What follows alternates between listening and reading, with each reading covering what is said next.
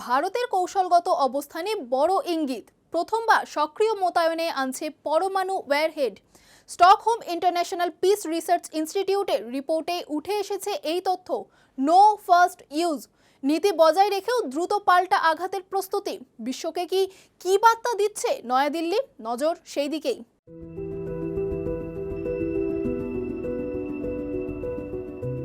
এবার অন্য দেশকে বার্তা দিতে চাইছে ভারত। পরমাণু শক্তি বাড়াতে চলেছে ভারত। পরমাণু প্রতিরক্ষা নীতিতে এক গুরুত্বপূর্ণ পরিবর্তনের ইঙ্গিত মিলেছে আন্তর্জাতিক গবেষণা সংস্থা সিপির সাম্প্রতিক প্রতিবেদনে। স্টকহোম ইন্টারন্যাশনাল পিস রিসার্চ ইনস্টিটিউটের 2026 সালের বার্ষিক রিপোর্ট অনুযায়ী ইতিহাসে প্রথমবারের মতো ভারত 12টি পরমাণু ওয়ারহেডকে অপারেশনাল ডিপ্লয়মেন্ট বা সক্রিয় মোতায়েনের আওতায় এনেছে। নতুন রিপোর্টে দাবি করা হয়েছে, এখন সেই নীতিতে আংশিক পরিবর্তন এনে কিছু পরমাণু অস্ত্রকে দ্রুত ব্যবহারের উপযোগী করা হয়েছে। প্রয়োজনে খুব অল্প সময়ের মধ্যে সেগুলি ব্যবহার করা সম্ভব হবে।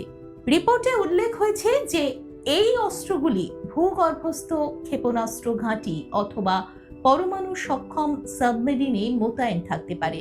যুদ্ধকালীন পরিস্থিতিতে ওয়ারহেড ও ক্ষেপণাস্ত্র একত্রিত করার জন্য অতিরিক্ত সময় ব্যয় করতে হয় না। গত 1 বছরে ভারত তার পরমাণু অস্ত্র ভাণ্ডারে আরও 10টি ওয়ারহেড যুক্ত করেছে। ভারতের পারমাণবিক নীতির একটি গুরুত্বপূর্ণ দিক এখনো অপরিবর্তিত রয়েছে।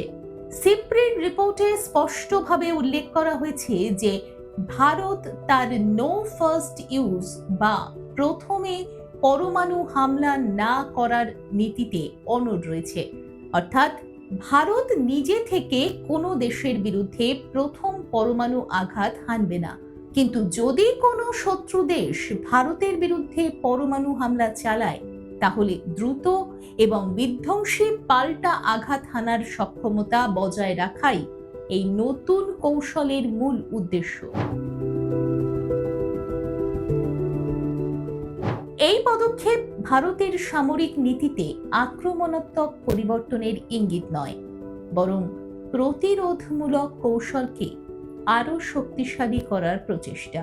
একই সঙ্গে নয়াদিল্লি বিশ্বকে বার্তা দিতে চেয়েছে যে শান্তিপূর্ণ অবস্থান বজায় রাখলেও দেশের সার্বভৌমত্ব ও নিরাপত্তা রক্ষার জন্য প্রয়োজনীয় সব ধরনের প্রস্তুতি তার রয়েছে। ফলে ভারতের এই নতুন পারমাণবিক মোতায়েন নীতি আগামী দিনে দক্ষিণ এশিয়া এবং বৃহত্তর ইন্দো প্যাসিফিক অঞ্চলের কৌশলগত সমীকরণে গুরুত্বপূর্ণ প্রভাব ফেলতে পারে। দেখুন এই সময়ের তথ্য ও চিত্র প্রতিদিন রাত 9টায় ও সকাল 8টায় শুধুমাত্র চ্যানেল 1-এ।